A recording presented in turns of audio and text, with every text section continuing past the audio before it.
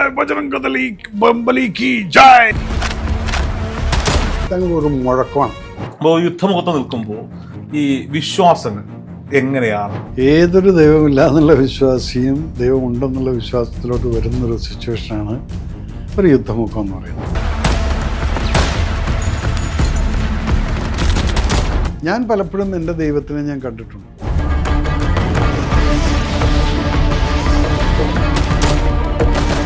ഒരു യുദ്ധത്തിനൊക്കെയുള്ള ഒരു പോക്കാണെങ്കിൽ നമ്മൾ പ്രാർത്ഥിക്കും. അവിടുത്തെ ഒരു അമ്പലം എന്ന് പറയുന്നതാണ്, അമ്പലം എന്നല്ല അതിൻ്റെ പേര്. അതിൽ എഴുതി വെച്ചിരിക്കുന്നത് സർവധർമ്മസ്ഥൽ എന്നാണ്. എല്ലാ ധർമ്മങ്ങളുടെയും സ്ഥലമാണ്. എല്ലാ ക്യാമ്പുകളിലും ഉണ്ടാവും, എല്ലാ ക്യാമ്പിലും ഇതുണ്ടായിരിക്കും. അങ്ങനെ അവിടെ നിന്നുള്ള ഒരു ക്യാമ്പിൽ നിന്ന് വന്നൊരു പട്ടാളക്കാരനെയാണ് നിങ്ങളിൽ ചില മൂരാച്ചികൾ വർഗീയവാദി, മുസ്ലിം വിരോധി അല്ലെങ്കിൽ മറ്റേ വിരോധി എന്നൊക്കെ പറയുന്നത് എന്നെക്കുറിച്ച്. ഞങ്ങളെ സംബന്ധിച്ചിടത്തോളം മോളൊരു പവറുണ്ട്. ഇനി ഞങ്ങളെ രക്ഷിച്ചോ. ഞങ്ങൾ രക്ഷിക്കാൻ പോകുന്നത്, ഈ ബോർഡറിലോട്ട് ചെന്ന് നിന്ന് രക്ഷിക്കാൻ പോകുന്നത് നിങ്ങളെയൊക്കെ ഇവിടെ താഴ്ത്തു നിന്നിട്ട് ഡിഫറെൻറ്റ് അമ്പലങ്ങളിലും പള്ളികളിലും പോയിരിക്കുന്ന പല ആളുകൾക്കും വേണ്ടിയിട്ടാണ് ഞാൻ അവിടെ നിൽക്കുന്നത്.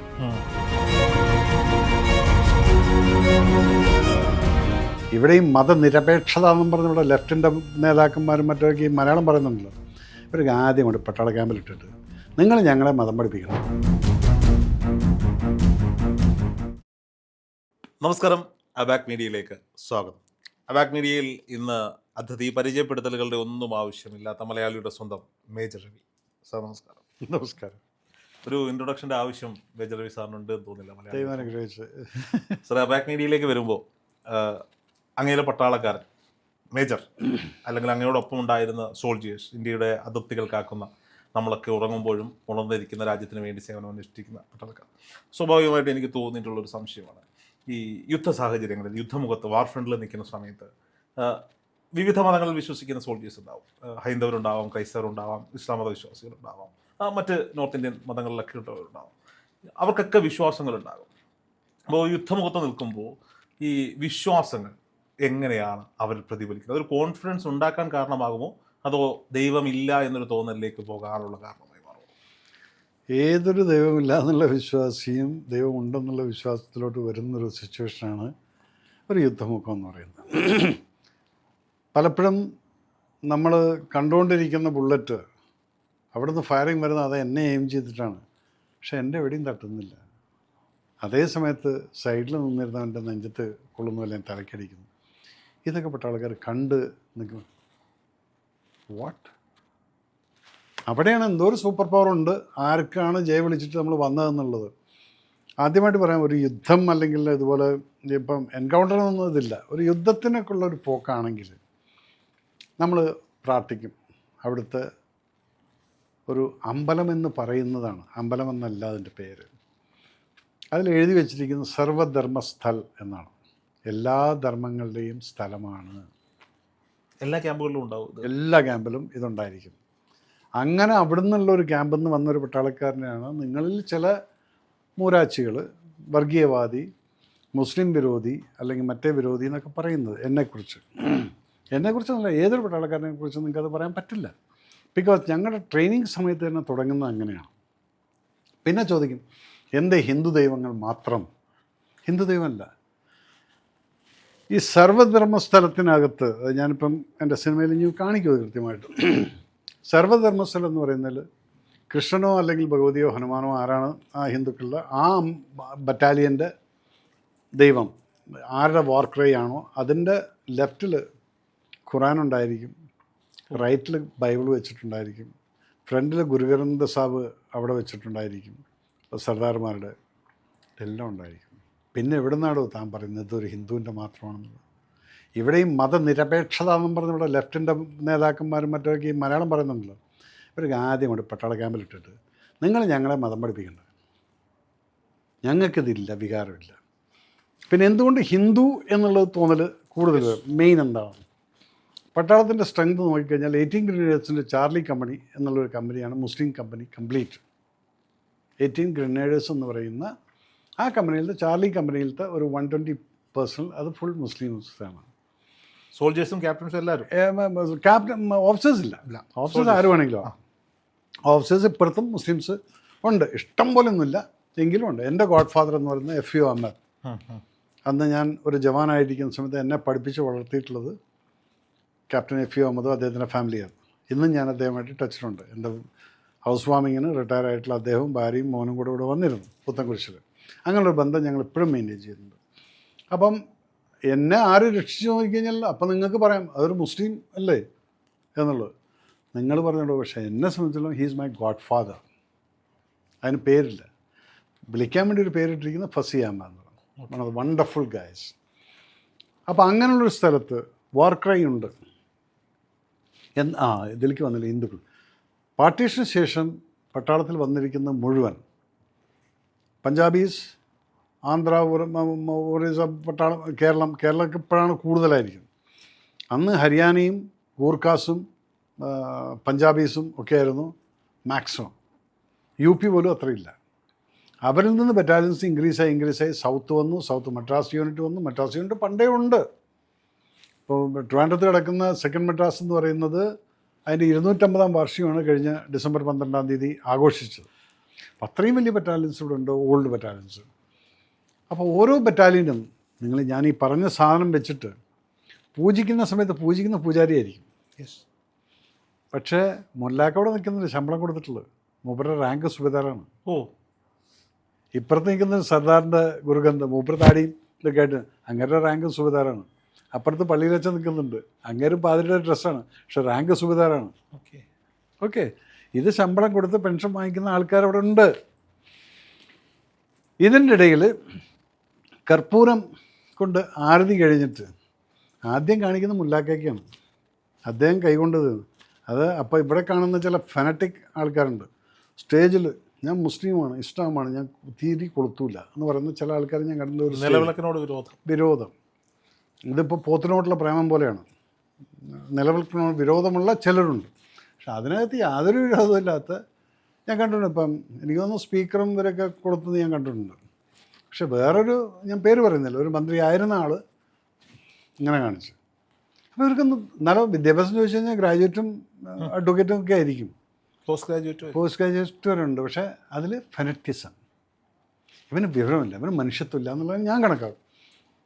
അപ്പോൾ ഇവിടെ ഈ മുല്ലാക്കടക്കം കർപ്പൂരത്തിൽ കൈവയ്ക്കുന്നുണ്ട്.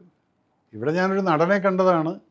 നടൻ ഡയറക്ടർ ഒരു പൂജ കഴിഞ്ഞിട്ട് കർപ്പൂരം കൊണ്ടപ്പോൾ കൈ ഇങ്ങനെ ആക്കിയത്, അതും ഞാൻ കണ്ടിരുന്നു. അപ്പോൾ ഇതൊക്കെ കാണുമ്പോൾ നമുക്ക് കുറ്റേസിട്ട് കുറ്റമല്ല, അവന്മാർ ഇങ്ങനെ ജയിച്ച് വരുന്ന ലെഫ്റ്റ് ആൻഡ് റൈറ്റ്. ഈ വികാരം എടുത്തിട്ട് കളിച്ചിട്ട് അമ്മാനം ആടിയിട്ടാണ് ഇവരൊക്കെ ജയിക്കുന്നത്. അവിടെ പാതിരി ഇത് കഴിഞ്ഞിട്ട് പിന്നെ ഈ മണി ഇങ്ങനെ അടിച്ചുകൊണ്ടിരിക്കും. മുല്ലാക്ക് ബിസ്മില്ലാഹി റഹ്മാൻ റഹീം, മൂപ്പര് പ്രാർത്ഥന. പട്ടാളം മുഴുവൻ നിൽക്കുകയാണ് അവിടെ യുദ്ധത്തിന് പോകാൻ വേണ്ടിയിട്ട്. അപ്പുറത്ത് പള്ളിയിലച്ഛൻ, in the name of God Jesus. അപ്പുറത്ത് വാഹിഗുരുജിക്ക് ഖാൽസ, വാഹിഗുരുജിക്ക് ഫതേ. ഈ ഫതേ എന്ന് കഴിയുമ്പോൾ ഈ ബറ്റാലിയൻ ആരാണെങ്കിലും ശരി, അവരൊരു വാർ ക്രൈ ഉണ്ട്.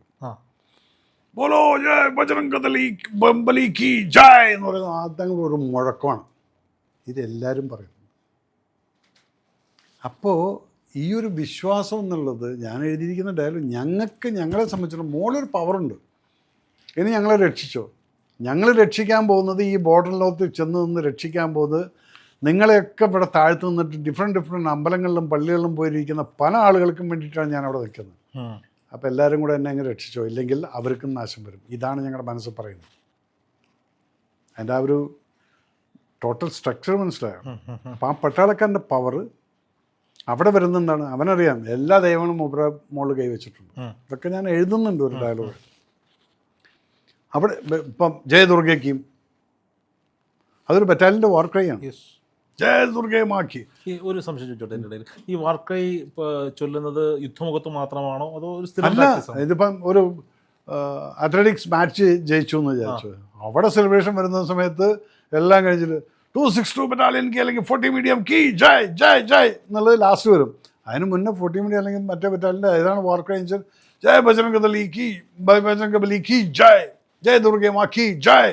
ഇത് 3 പ്രാവശ്യം കഴിഞ്ഞ് കഴിഞ്ഞാൽ ബറ്റാലിയൻ കി ജയ്, ആൻഡ് ദെൻ ഭാരത് മാതാ കി ജയ്, ഭാരത് മാതാ കി ജയ്. ഇതാണ് ഈ വാർ ക്രൈ എന്ന്.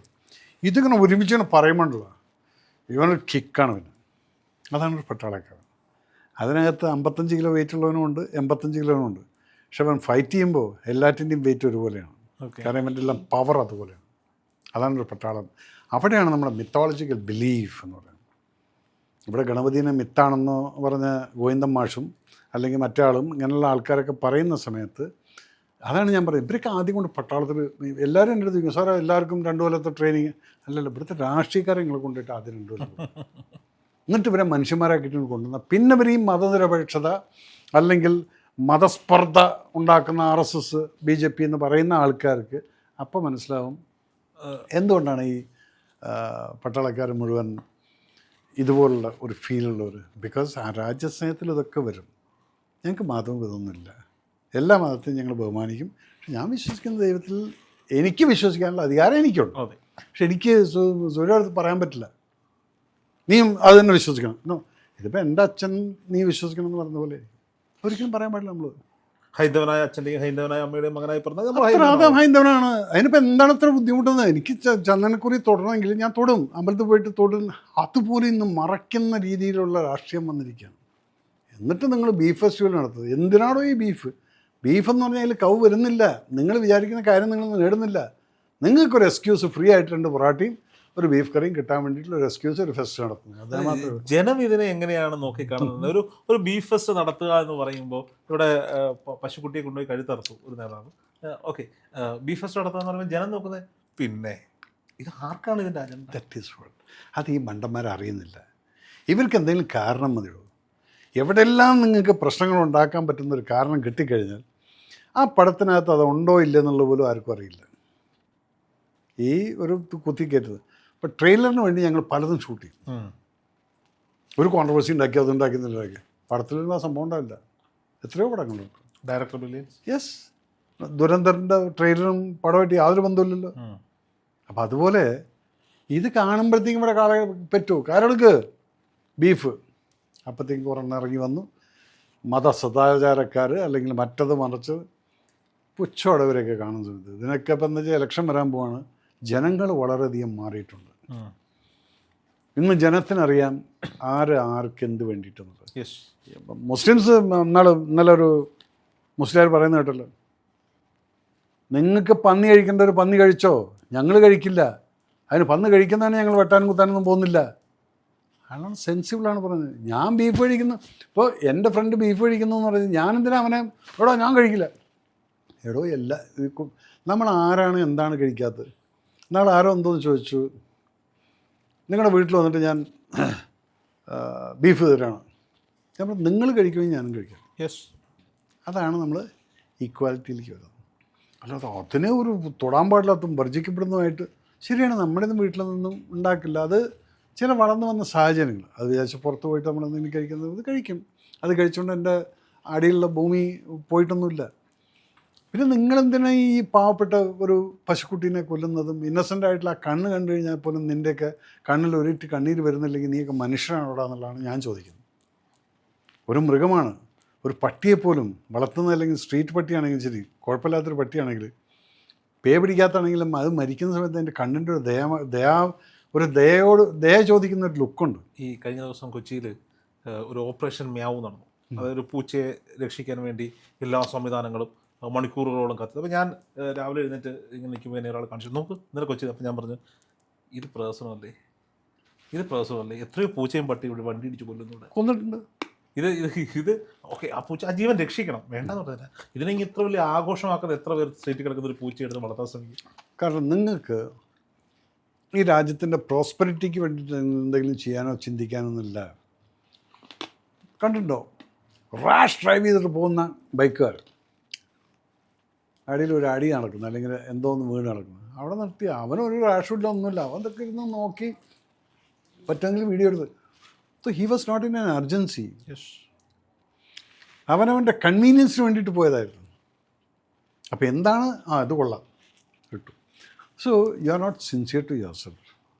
അതിൽ മറ്റുള്ളവർക്ക് എന്തെല്ലാം വിഷമങ്ങളുണ്ടാവും എന്നുള്ളത് നിങ്ങളാരും ചിന്തിക്കുന്ന പോലുമില്ല. ഈ തിരിച്ച് സൈന്യത്തിലേക്ക് തന്നെ നമ്മൾ പോയാൽ നമുക്കറിയാം, ഒരു ഫിസിക്കൽ പവറിന് വേണ്ടി, ശാരീരിക ക്ഷമത വർദ്ധിപ്പിക്കാൻ വേണ്ടി വലിയ കഠിനമായ ട്രെയിനിങ്ങുകൾ ഓരോ പട്ടാളക്കാരനും, ഏത് റാങ്കിലുള്ള ആളായാലും തുടക്കം മുതൽ ഒടുക്കം വരെ, സർവീസിൽ നിന്ന് വിരമിക്കുന്നത് വരെ, പിന്നീട് അതൊരു ജീവിതചര്യയായി കൊണ്ടുപോകുന്നുണ്ട്.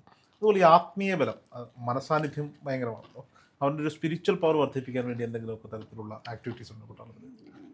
അവിടെ നമ്മൾ ഫനറ്റിക്കൽ ആത്മീയത ഉള്ളവരല്ല. നിങ്ങളൊരു ബാരക്ക് പോയി കഴിഞ്ഞാൽ ഇവർക്കെല്ലാം ഒരു കട്ടിലും ഒരു കബേർഡും കാണും. പല കബേർഡിൻ്റെ മുകളിലും 90% കബേർഡിൻ്റെ മുകളിലും അവൻ വിശ്വസിക്കുന്ന ഹനുമാൻ്റെ ഫോട്ടോ ഉണ്ടായിരിക്കും, ഒരു വിളക്കുണ്ടായിരിക്കും, അപ്പുറത്ത് കൃഷ്ണനായിരിക്കും, ശിവനായിരിക്കും, ഇതെല്ലാം ഉണ്ടായിരിക്കും. അവർ പ്രാർത്ഥിച്ചു, അത് മടക്കി അകത്ത് വെച്ച് ലോക്കറും പൂട്ടിയിട്ട് പോകും. ഇതവൻ്റെ ബിലീഫ്. കാലത്ത് അവൻ സ്പെൻഡ് ചെയ്യുന്ന കുളിച്ച് വന്നു കഴിഞ്ഞാൽ വല്ലതും ഹനുമാൻ ചാലിസ്യ വല്ലതും ചൊല്ലിയിട്ട് കത്തിച്ച് പിന്നെ ഇറങ്ങണം. പിന്നെ അതിൻ്റെ പേരിൽ ഇതിനെ പറ്റി ചിന്തിക്കുന്നില്ല, സംസാരിക്കുന്നുമില്ല. അത് കണ്ടിട്ട് അപ്പുറത്തൊരു മുസ്ലിം സഹോദരനാണ് കിടക്കുന്നില്ല, അവനൊരു പ്രശ്നമില്ല. അവന് ചന്ദനത്തിൻ്റെ മണത്തിന് ഒരു പ്രശ്നമില്ല, കർപ്പൂരത്തിൻ്റെ മണത്തിന് ഒരു പ്രശ്നമില്ല. കാരണം he is been trained to believe and give that respect to every power. പുറത്തു വന്നാലാണ് നിങ്ങൾ വോട്ടിന് വേണ്ടി ഇതിപ്പോൾ മറിക്കുന്നത്. അപ്പം അവൻ്റേതായിട്ടുള്ള വിശ്വാസമുണ്ട്, പക്ഷേ അത് ഫനറ്റിക്കല്ല. അവൻ ജസ്റ്റ് പോയി. എനിക്കൊന്നും ഉണ്ട്, ഒരു പള്ളിയുടെ മുമ്പ് കൂടെയാണ് അറിയാതെ കൈ ഇങ്ങനെ പോകും. അതൊരു ശീലമായിപ്പോയി. അപ്പം അതിന് പള്ളിയെന്നോ അമ്പലമെന്നോ ചർച്ചെന്നോ എന്നുള്ളതില്ല. അതിനകത്തൊക്കെ കുറേ ആൾക്കാർ വിശ്വസിക്കുന്ന ഒരു പവർഫുൾ സാധനം അവിടെ ഇരിപ്പുണ്ട്. ഈ യോഗ മെഡിറ്റേഷൻ പോലെയുള്ള എന്തെങ്കിലുമൊക്കെ ആക്ടിവിറ്റീസ് ഉണ്ടോ? യോഗ ഇപ്പോൾ PT ഒക്കെ ഒരു പാർട്ടായിട്ടുണ്ട്. കാലത്ത് ഫിസിക്കൽ ട്രെയിനിങ്ങിൽ ഒരു 5 മിനിറ്റ് 10 മിനിറ്റ്. പക്ഷെ പണ്ട് യോഗ എന്ന് പറയുന്നത് ഞാനൊക്കെ ചെയ്തിരുന്നത് ഞങ്ങൾ സ്ട്രെച്ചിങ് എക്സസൈസ് എന്ന് പറയും. ഇപ്പം അതൊക്കെ തന്നെയാണ് ഈ യോഗ. കാല് മടക്കി അവിടെ വെച്ച് 1 2 3 4 5 ഇത് എണ്ണി 10 വരെ എണ്ണി, ഇപ്പുറത്തൊട്ടു ഇപ്പുറത്തൊട്ടു, അത് കഴിഞ്ഞ് ഇങ്ങനെ പോയി അവിടെ തൊട്ടു. ഇത് തന്നെയാണ് ഈ യോഗ. അപ്പം യോഗയുണ്ട്, പണ്ടുമുണ്ട്. ഓക്കെ മേജർ, ഈ പട്ടാള ജീവിതത്തിൻ്റെ ഭാഗമായി കാശ്മീർ, ഹിമാലയൻ താഴ്വരകളിലൊക്കെ ഡ്യൂട്ടി അനുഷ്ഠിച്ചിട്ടുണ്ടാകാം. ഈ നാഗസന്യാസിമാർ, അഘോരിമാർ, ഇവരെയൊക്കെ കണ്ടുപിടിച്ചിട്ടുണ്ട്. ഞാൻ ചോദിക്കുന്നത് ഈ ഗംഗയുടെ തീരത്ത് വന്നിരുന്ന് കഞ്ചാവ് അടിക്കുന്നവരും അല്ല ചോദിക്കുന്നത്, റിയൽ ഞാൻ ഇന്നവരെ ആരെയും അങ്ങനെ കണ്ടിട്ടില്ല. കാരണം അങ്ങനെയുള്ള സ്ഥലത്തൊന്നും എനിക്ക് ഡ്യൂട്ടി ഉണ്ടായിട്ടില്ല. ഞാൻ കാശ്മീരിൽ നമ്മൾ താമസിച്ചിരുന്നത് ശ്രീനഗറിലായിരുന്നു. അതുപോലെ ഞങ്ങൾ ഓപ്പറേഷൻ പോകുകയാണെങ്കിലും അങ്ങനെയുള്ള സ്ഥലത്തുണ്ട്. പക്ഷേ ഒരു സന്യാസിയെ ഞാൻ കണ്ടിട്ടുണ്ട്. ഞങ്ങൾ താമസിച്ചിരുന്ന പരിമൽ ഹട്ട്സിൻ്റെ മുമ്പിൽ ഒരു ചെറിയൊരു കോട്ടേജ് ഉണ്ടായിരുന്നു. അപ്പം നമ്മൾ പലപ്പോഴും വിൻ്ററിലൊക്കെ പോകുമ്പോഴും ഈ സന്യാസി അവിടെ തന്നെ വെറും ഒരു മുണ്ടും ചുറ്റി ഒരു തോർത്തോണ്ട് തൊട്ട് ഇയാൾ തണുത്ത വെള്ളത്തിൽ കുളിച്ചിട്ട് ചിലപ്പോൾ അങ്ങ് പുറത്തേക്ക് പോകുന്നതാണ്, സാധനം വാങ്ങിക്കാനായിരിക്കാം. ഈ മനുഷ്യനെ ഞാൻ 2 കൊല്ലം അവിടെ കണ്ടിട്ടുണ്ട്. And he was a foreigner. വൈറ്റാണ്, നല്ല ശരീരം. അയാളോട് സംസാരിച്ച ഇംഗ്ലീഷേ സംസാരിക്കുള്ളൂ. പിന്നീട് ഞങ്ങളവിടുന്ന് ഞങ്ങൾക്ക് തന്നെ ഒരു ഡൗട്ട് തോന്നിയിട്ട് എന്തിനും ഇവിടെ വന്ന് ഇങ്ങനെ ഒരാൾ ഈ പട്ടാളത്തിൻ്റെ ഏരിയയിൽ എന്നുള്ളതിൻ്റെ മുകളിൽ പിന്നെ അങ്ങനെ പോയി അവിടെ നിന്ന്. But he was phasing all this climates. അപ്പോൾ എവിടെയോ ഒരു പവർ ഉണ്ടായിരുന്നു ഞങ്ങൾക്ക്. സ്നോ ഒക്കെ വീഴുന്ന സമയത്ത് പച്ചവെള്ളത്തിലിരുന്ന് കുളിക്കുന്നതാണ് അവിടെ ഇരുന്നിട്ട്, ഒരു തോർത്തുകൊണ്ടും ചുറ്റിക്കൊണ്ട്. അങ്ങനെ ഒരു വ്യക്തിയെ കണ്ടു. സോ ഇത് ഈ പറഞ്ഞ പോലെ തന്നെ ഇതൊക്കെ നമ്മുടെ മനസ്സിൻ്റെ ഒരു തോന്നലാണ്. ഇപ്പം ഇവിടെ തണുപ്പ് രാജ്യത്ത് എന്ന് പറയുമ്പോഴത്തേക്കും 2 പെഗടിച്ചിട്ട് ഈ 2 പെഗടിക്കുക എന്നുള്ളത്. ഞാനിപ്പം കാർഗിലിൽ ഞാൻ വിൻ്ററിലുണ്ടായിരുന്നു. കാർഗിലൊക്കെ എൻ്റെ റൂമിൻ്റെ പുറത്ത് എനിക്ക് ചായ കൊണ്ടുവരുന്ന എൻ്റെ ബഡ്ഡി എന്ന് പറയുന്ന വ്യക്തി, ഇവൻ വന്നിട്ട് കാലത്തവൻ്റെ പണി എന്താണ്, ഈ ഷവലിട്ട് വാതിൽ തുറക്കാൻ വേണ്ടി അത്രയും സ്നോ ആയിരിക്കും. അങ്ങനെയുള്ള തണുപ്പത്ത് പോലും ഞാനൊരു തുള്ളി മദ്യം കുടിച്ചിട്ടില്ല. അതിൻ്റെ ആവശ്യമുണ്ടായില്ല. ഞാൻ ഇന്നവരെ മദ്യപിക്കാത്തൊരു പട്ടാളക്കാരനാണ്. അപ്പോൾ ഇതൊക്കെ ഒരു തോന്നലാണ്, ഇതൊരു മനസ്സിൻ്റെ തോന്നലാണ്. ഇത് 2 അടിച്ചാൽ എനിക്ക് ചൂടാവും ശരീരം. അല്ല, തൻ്റെ ബുദ്ധി വേറെ ലെവലിൽ പോവുകയാണ്. ശരീരത്തിനൊരു പ്രശ്നം പറ്റുന്നില്ല. രക്തോട്ടം കൂടി, അതിനെന്ത് കുടിക്കേണ്ട ആവശ്യമില്ല. അത് മാനസികമായിട്ട് നമ്മൾ വിചാരിച്ചു കഴിഞ്ഞാൽ ആ രക്തോട്ടം അങ്ങനെ നിൽക്കും. ആ എക്സസൈസും കാര്യങ്ങളൊക്കെ ഉണ്ടെങ്കിൽ. അപ്പോൾ ഇതൊക്കെ ഒരു വെറുതെ പറഞ്ഞ് കേൾക്കുന്ന കാര്യങ്ങളാണ്, യാഥാർത്ഥ്യമല്ല അത്. ഈ ഒരു സാധാരണ പട്ടാളക്കാരനായി ഫോഴ്സിൽ ചേരുന്ന മേജർ രവി, അന്നത്തെ രവി പിന്നീട് മേജർ രവി ആവുന്നു. ഈ മാനിഫെസ്റ്റേഷൻ നമ്മളിപ്പോൾ ഭയങ്കര ട്രെൻഡിങ് ആയിട്ടിരിക്കുന്ന ഒരു പേരാണ്. സോഷ്യൽ മീഡിയ തുറന്ന മാനിഫെസ്റ്റേഷനെ കുറിച്ച് ക്ലാസ്സാണ്. മാനിഫെസ്റ്റ് ചെയ്തിട്ടുണ്ടായിരുന്നു ഞാൻ. സിനിമ അന്നും മനസ്സിലുണ്ടാകുമല്ലോ, ഞാൻ ഒരു മേജറാവും, പിന്നീട് ഞാൻ സിനിമ ചെയ്യും, പിന്നെ ഞാൻ രാഷ്ട്രീയത്തിലേക്ക് വരും. എപ്പോഴെങ്കിലുമൊക്കെ ആ കൗമാര കാലഘട്ടത്തിലുണ്ടായിരുന്ന രവിയുടെ മനസ്സിലതുണ്ടായിരുന്നു? ഒരിക്കലും ഉണ്ടായിരുന്നു. അന്ന് എനിക്ക് എന്നെക്കുറിച്ച് ചോദിച്ചു കഴിഞ്ഞാൽ ഞാൻ എങ്ങനെ ഇവിടേക്ക് എത്തിയെന്ന് ചോദിച്ചു കഴിഞ്ഞാൽ അതൊരു ദൈവസിദ്ധമായിട്ടുള്ള, ഞാൻ വിശ്വസിക്കുന്ന ദൈവത്തിൻ്റെ ഒരു പവറായിരിക്കാം. എൻ്റെ അച്ഛനെയും അമ്മയുടെയും അനുഗ്രഹമായിരിക്കാം. കാരണം എൻ്റെ അമ്മ കുറേ പ്രാർത്ഥിച്ചിട്ടുണ്ട്, അച്ഛനും പ്രാർത്ഥിച്ചിട്ടുണ്ടായിരിക്കും. അല്ലാതെ ഞാനിങ്ങനെ വീട് തിരിച്ചിട്ട് എനിക്ക് എന്ത് ചെയ്യണമെങ്കിലും ഞാൻ ചെയ്യുമത്. അങ്ങനെയുള്ള വ്യക്തിയാണ്. വലിയ മരത്തിൻ്റെ വീട്ടിലെ വളപ്പിൻ്റെയൊക്കെ പലപ്പോഴും പോയിട്ട് മാങ്ങയൊക്കെയുള്ള സമയത്ത് ചില പട്ടികളെ മാവിൻ്റെ മുകളിൽ കയറിയിട്ട് തേടി പോയിട്ട് അവിടെ തിരിച്ചു വരാൻ പറ്റില്ല. അങ്ങനെയൊക്കെയുള്ള സിറ്റുവേഷനിലൊക്കെ ഒച്ചയും വെള്ളമിട്ട് പണിക്കാരൊക്കെ വന്ന് താഴത്ത് വൈക്കോ കൊണ്ടൊക്കെ ഇട്ട് ചാടിയിട്ടുള്ള ഒരു കുട്ടിക്കാലം ഉണ്ടായിരുന്നു. എന്നിട്ട് അതിന് അടിയും കിട്ടും. അപ്പം മുന്നോട്ട് പോകണമെന്ന് പറഞ്ഞാൽ അങ്ങ് പോവും, തിരിച്ചെങ്ങനെ വരും എന്നുള്ളത് അത് പിന്നെ ആലോചിക്കാം. അങ്ങനെയുള്ളൊരു സ്വഭാവം. പിന്നെ ഇങ്ങനെ പ്ലാനിങ് ഒന്നും ഉണ്ടായില്ല. പട്ടാളം എന്നുള്ളത് ഉണ്ടായിരുന്നു മനസ്സിൽ. അതെന്താണെന്ന് വെച്ചാൽ എൻ്റെ പട്ടാളത്തിൽ ചെറിയച്ഛനും ഇവരെല്ലാം വരുന്ന സമയത്ത് കൊണ്ടുവന്നിരുന്ന പാരീസ് മുട്ടായിട്ട് ടിന്നുകളായിരുന്നു എൻ്റെ ആകർഷണം. ഓക്കെ. കാരണം ആ ടിന്നിൽ, ഇത്രയും വലിയ ടിന്നിൽ, ഈ നമ്മുടെ ഹോൾസെയിൽ കടയിലൊക്കെ കിട്ടുന്ന ടിന്നുകളാണ് ഒരു ക്യാൻറ്റീനിൽ നിന്ന് കൊണ്ടുവരിക. അതിൽ ആ പച്ച കളറിലുള്ള പേപ്പറിൽ പൊതിഞ്ഞിട്ടുള്ള പാരീസ് മുട്ടായി ഇന്നും എനിക്കൊരു നോസ്റ്റാൾജിയാണ്. പിന്നെ കിട്ടുന്നത് വളരെ ലിമിറ്റഡ് ആയിരിക്കും, 1, 2, 3, 4 അങ്ങനെയൊക്കെ. അപ്പോൾ അന്ന് ഞാൻ വിചാരിച്ചു പട്ടാളത്ത് പോയ എന്നും കിട്ടും. ഇതിപ്പോൾ എനിക്ക് വാങ്ങിച്ചിട്ട് റൂമിൽ വെക്കാമല്ലോ. ഇതൊക്കെയാണ് അട്രാക്ഷൻ. അല്ലാതെ രാജ്യസ്നേഹവും ഒരു സ്പിരിറ്റൊന്നും അന്നുണ്ടായിരുന്നില്ല. പിന്നെ ഇതുപോലെ എക്സ്പോഷറൊന്നുമില്ല, TV ഇല്ല, റേഡിയോ ഇല്ല. അപ്പോൾ നമ്മുടെയൊക്കെ ഈ ലോകം ഇങ്ങനെ കക്കുണ്ട്. ആ ഭാരതപ്പുഴയും ഞാങ്ങാട്ടി കുളങ്ങളും ഇതൊക്കെ തന്നെ ഉള്ളൂ. പക്ഷെ പിന്നീട് ജീവിതം മാറുന്നത്, ഇപ്പം നേരത്തെ സ്പിരിച്വൽ കാര്യങ്ങൾ പറഞ്ഞില്ലേ, ഞാൻ പലപ്പോഴും എൻ്റെ ദൈവത്തിനെ ഞാൻ കണ്ടിട്ടുണ്ട്. കാണുന്നത് പിന്നീട് ഓർക്കുമ്പോഴാണ് അത് ആരായിരുന്നു എന്ന് ചോദിച്ചു കഴിഞ്ഞാൽ. ഒരു എക്സാമ്പിൾ, VT സ്റ്റേഷനിൽ 3 ദിവസം കിടന്നു. എൻ്റെ കൈൻ കട്സി, എൻ്റെ റിലേറ്റീവ്, വീട് കയറ്റിയില്ല. അപ്പോൾ അതിൻ്റെ വാശിക്ക് അവിടെ വന്ന് കിടന്നു. പൈസയൊക്കെ കഴിഞ്ഞപ്പം തിരിച്ച് വേറൊരു അമ്മാവൻ്റെ അടുത്ത്, കുട്ടമാമ കോളിവാടയിലേക്ക് പോകാൻ വേണ്ടി രാത്രി 11 മണിക്ക് ടിക്കറ്റ് ചെക്കില്ലാത്ത സമയത്ത് കയറി. കള്ളവണ്ടിയായിരുന്നു, പൈസ ഉണ്ടായിരുന്നില്ല. 3 ദിവസം പട്ടിണത് ഒന്നുമില്ല കയ്യിൽ. അപ്പോൾ അവിടെ ഇറങ്ങിയപ്പം ഞാൻ TT കറക്റ്റായിട്ട് പിടിക്കുകയും ചെയ്തു. ഇറങ്ങിയ സമയത്ത് ഈ 12 മണിക്കുണ്ട് അയാളോടെ വന്നിരിക്കുന്നത് എന്നെ പിടിക്കാൻ വേണ്ടിയിട്ട്. അപ്പോൾ നമ്മളൊരു ബോധമില്ല, വിശന്ന് പൊരിഞ്ഞ് പോകുന്ന സമയത്ത് TT നിർത്തി അങ്ങനെ അയാൾ സൈഡിലേക്കാക്കുക. അപ്പോൾ ആൾക്കാരിങ്ങനെ പോകുന്നു. ഇവിടെ ഹോളാണ്, ഇവിടെ ഒരു വിക്കറ്റ് ഫെൻസിങ്. ഞാനിങ്ങനെ ഇവിടെ അടുത്ത് നിൽക്കുന്നവൻ്റെ അടുത്ത് അറിയാവുന്ന ഹിന്ദിയിൽ ചോദിക്കുകയാണ്, ഖാന ജയിൽ, ഏതായാലും ജയിലിൽ പോവാണ് എന്നുള്ള തോന്നലായിരിക്കുന്നു. അപ്പോൾ അവനൊന്നും പിടിയിട്ടില്ല. അവന് ഏതോ ബംഗാളി ആരൊക്കെ അറിയില്ല. കുറച്ച് ഞാനിങ്ങനെ നോക്കുമ്പോൾ ഒരാളിങ്ങനെ വരുന്നു, ഒരു വൈറ്റ് പട്ടാനി സൂട്ട് ഇട്ടുണ്ട്. വൈറ്റ് പട്ടാനി എന്നുള്ളതാണ് എൻ്റെ ഓർമ്മയിലൊന്നിപ്പോൾ. ഇത് ഞാൻ പറയുന്നത് 75-ത്തെ കാര്യമാണ് പറയുന്നത്. അങ്ങനെ ഇയാൾ വരുന്നു, എന്നെ തന്നെ നോക്കിക്കൊണ്ട് വരുന്നു. ഇതേ എൻ്റെ കൈ ഇങ്ങനെ ഇപ്പുറത്ത് നിൽക്കുന്ന എൻ്റെ അടുത്ത് കൈ ഇങ്ങനെ കാണിച്ച് ഞാൻ ആ കൈ കയറി പിടിക്കുന്നു. അതേപോലെ അങ്ങനെ നല്ല ആചാനബാഹു പിടിച്ച് പൊക്കി അപ്പുറത്തേക്ക് ഇട്ട് പിറകിലടിച്ച് ഓടിക്കൊള്ളാൻ പറഞ്ഞു. എന്തോ പറഞ്ഞ് ഞാൻ ഓടി. ഞാൻ അദ്ദേഹത്തെ പിന്നെ കണ്ടിട്ടില്ല, ഒന്നുമില്ല. ഞാൻ പിന്നീട് ഇങ്ങനെ ആലോചിക്കുന്നത്, ആ മുഖം പോലും എനിക്ക് ക്ലിയറായിട്ട് അറിയില്ല. അത് മുസ്ലിമായിരുന്നോ, പട്ടാനി എന്ന് പറയുന്ന ആ ഒരു ലുക്കായിരുന്നു, അതോ ഇപ്പുറത്ത് നോക്കിക്കഴിഞ്ഞാൽ സായിബാബയുടെ, പിന്നീട് ഞാൻ കാണുന്ന സായിബാബയുടെ പ്രതിരൂപങ്ങൾ ചിലതും ഇതിങ്ങനെയാണ്. ഞാൻ അങ്ങനെ വലിയൊരു സായി ഭക്തനും ഇതൊന്നുമില്ല. ഞാൻ വിശ്വസിക്കുന്ന ഗുരുവായൂരപ്പനും ശിവനും ഇങ്ങനെയൊക്കെയുള്ളൊരിത്. പക്ഷേ എന്തിനാണ് അയാൾ എന്നെ മാത്രം വന്നിട്ട് കൈപ്പൊക്ക്? എനിക്ക് ജയിലിൽ പോകാനുള്ള യോഗമില്ല. അപ്പം ഇവിടെയാണ് നമ്മൾ ദൈവത്തിൻ്റെ രൂപത്തിൽ പലരും കാണുന്നത്. ട്രെയിൻ ഓടിക്കൊണ്ടിരിക്കുന്ന ട്രെയിനിന് തല ഓവർബ്രിഡ്ജിനടിച്ച് ഞാൻ വീണു. ഞങ്ങളുടെ എക്സസൈസ് കഴിഞ്ഞിട്ട് ജോധ്പൂരിൽ നിന്ന് പോകുമ്പോൾ ഞങ്ങളുടെ വണ്ടിയിൽ, ഞങ്ങളുടെ ഒറിജിനൽ ഫോർട്ടി മീഡിയത്തിൻ്റെ വണ്ടിയിൽ 2 വണ്ടി, സിയോൻ്റെ കാരവനും പിന്നെ ഒരു കമ്മ്യൂണിക്കേഷൻ ട്രക്കും കയറ്റാൻ പറ്റാതെ ഞങ്ങൾ ഗൂഡ്സ് ട്രെയിനിൽ അറ്റാച്ച് ചെയ്തു. അപ്പോൾ സിയോൻ്റെ കാരവൻ്റെ ഇൻചാർജായിട്ട് തന്നെയാണ് കൊണ്ട്. അപ്പോൾ കാരവനകത്ത് കിടക്കാനൊക്കെയുള്ള സൗകര്യത്തിലാണ്. പക്ഷേ രാജസ്ഥാനിലെ ചൂട്. ഞാൻ ഈ വണ്ടി ഗൂഡ്സിൽ വണ്ടി കയറ്റിയിട്ടുണ്ട്, ട്രക്കുണ്ട്. ട്രക്കിൻ്റെ പുറത്ത് കയറി ആ ബോണറ്റിൻ്റെ മുകളിലിരുന്നിട്ട് വണ്ടി ഇങ്ങനെ പോവാണ്. ഒരു ലുങ്കിയുണ്ട്, ഒരു ബനിയനുണ്ട്. പോയിട്ട് അടുത്ത ആഴ്ച ലീവിന് പോകണം, പട്ടാമ്പി പോയിട്ട് അതൊക്കെ ചെയ്യണം, അതൊക്കെ ഇങ്ങനെ ആലോചിച്ചുകൊണ്ടിരിക്കുക. അപ്പോൾ ഇങ്ങനെ സൂര്യൻ അസ്തമിച്ചുകൊണ്ടിരിക്കുന്നു, നല്ല സുഖമായിട്ട്. പെട്ടെന്നാണ് തലയ്ക്കൊരു അടിയടിച്ച്. അപ്പോൾ അവിടേക്ക് ഈ ഓവർബ്രിഡ്ജുകളൊക്കെ വളരെ താഴത്താണ്. അപ്പോൾ നമ്മൾ ഈ ഹൈറ്റിലിരിക്കുന്നത് തലയ്ക്കടിച്ച്. ഇവിടെയാണ് അടി കിട്ടിയത്. എന്താ അടിച്ചതെന്നുള്ള അറിയില്ല. ഞാൻ താഴത്ത് വീണു. താഴത്ത് വീഴുമ്പോൾ എനിക്ക് കാണുന്നുണ്ട് 2 കമ്പാർട്ട്മെൻറ്റിൻ്റെയും ഇടയ്ക്കുള്ള ഗ്യാപ്പിൽ റെയിൽ കാണുന്നുണ്ട്. ഇതിലേക്കാണ് പോയിക്കൊണ്ടിരിക്കുന്നത്. പിന്നെ എനിക്കൊന്നും ഓർമ്മയില്ല.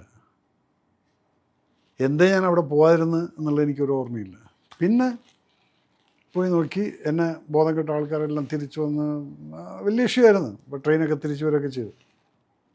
അപ്പം എന്നെ വന്ന് പൊക്കിയപ്പം എൻ്റെ ഈ ലെഫ്റ്റ് കൈ ഇവിടെ കയ്യം കിട്ടുമ്പോൾ എന്ന് പറഞ്ഞ് ഞാൻ നിലവിളിച്ച്.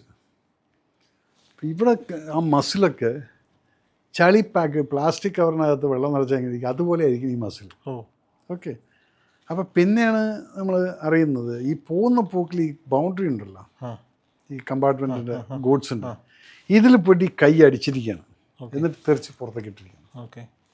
അവിടെയും നമ്മൾ കാണാത്തൊരു ദൈവോടുണ്ട്. ഇല്ലെങ്കിൽ നേരങ്ങളകത്തേക്ക് പോയി മരിക്കേണ്ട സമയത്തേക്ക്. So many places you find these kind of powers which is helping you out. ഇവിടേക്കാണ് നമ്മൾ നമ്മുടെ അമ്മയിലും അച്ഛനും ഒക്കെ ഉള്ള വിശ്വാസം എന്ന് പറയുന്നത്. ഇന്ന് ഞാൻ പല അമ്മമാരെയും കാണുന്ന സമയത്ത് ഞാൻ പറയും, മക്കളെ ഒന്ന് വിളക്കൊളുത്താനോ ഒന്ന് പ്രാർത്ഥിക്കാനൊക്കെ ഒന്ന് പഠിപ്പിക്കുക. ഇന്ന് പിള്ളേർ ഈ മൊബൈൽ അടിച്ചുകൊണ്ടിരുന്ന പിന്നെ ഈവനിങ് ടൈമിൽ ഞാൻ പല സ്ഥലങ്ങളിൽ ഞാൻ കാണുന്ന ചില സംഭവങ്ങളുണ്ട്. ഇന്ന് എന്തുകൊണ്ട് കുട്ടികൾ ഡ്രഗിലോട്ടും ഇതിലൊക്കെ പോകുന്നു എന്ന് ചോദിച്ചു കഴിഞ്ഞാൽ ഈ ഈവനിങ് ടൈമിൽ ഇവർക്ക് കളിക്കാൻ സ്ഥലമില്ല. വീട്ടിൽ പോയി കഴിഞ്ഞാൽ ഇതുപോലെ രാമായണവും മഹാഭാരതം പറഞ്ഞു കൊടുക്കാനുള്ളതല്ല, ഖുറാൻ കൃത്യമായിട്ട് അതിൻ്റെ കഥകൾ വായിച്ചു കൊടുക്കാനുള്ള ഉമ്മമാരും പാപ്പാരും ഇല്ല. ഇവർ ഈ മദ്രസയ്ക്ക് അയച്ചു അവിടെ നിന്ന് കിട്ടിയിട്ടുള്ള മാത്രമേ ഉള്ളൂ. നേരത്തെ അതിനെ വെച്ചിട്ട് നിങ്ങളുടെ ജീവിതത്തിൽ എങ്ങനെ പോകണം എന്നൊക്കെ പറഞ്ഞു കൊടുക്കാനുള്ള ഒരു സമുദായം ഇന്നില്ല. അപ്പോൾ അവിടെയാണ് ഈ കുട്ടികൾ ഫ്രീ ടൈം വല്ലവനും കൊണ്ടുവന്ന് നാക്കിൻ്റെ അടിയിൽ എന്തെങ്കിലും ഒട്ടിച്ചു കൊടുത്തു വേറെ തിരിഞ്ഞു പോകും. അപ്പോൾ നമ്മൾ ഡെവലപ്പ് ചെയ്യേണ്ട കുറേ കാര്യങ്ങളുണ്ട്, നമ്മൾ സമൂഹത്തിന് വേണ്ടി തിരിച്ചു കൊടുക്കുന്നുണ്ട്. അപ്പോൾ ഈ ആത്മീയത എന്ന് പറയുന്നത് അതിൻ്റെ ഒരു ഭാഗം തന്നെയാണ്. അതിനെ തെറ്റിദ്ധരിപ്പിക്കപ്പെടരുത്. ഓക്കെ. ഞാനിപ്പം ഖുറാൻ അല്ലെ ഇതെടുത്തിട്ട് എൻ്റെ ഭഗവത്ഗീത എടുത്തിട്ട് എൻ്റെ മോൻ്റെ അടുത്ത് പറയണം, മോനെ ഇതിൽ പറഞ്ഞിട്ടുണ്ട് നിൻ്റെ മതത്തിൽ വിശ്വസിക്കാത്തവർ എല്ലാവരും കൊന്നുകളയണം എന്ന് പറഞ്ഞാൽ ഐ ആം സ്പോയിലിങ് എ സമൂഹം. ചിലപ്പോൾ നല്ല കാര്യം പറഞ്ഞു കൊടുക്ക്. അവിടെയാണ് നമ്മൾ ഇനിയും ഉണരേണ്ട കാര്യമുണ്ട്. ആത്മീയതയ്ക്കുള്ള സ്പേസ് അവിടെയാണ്.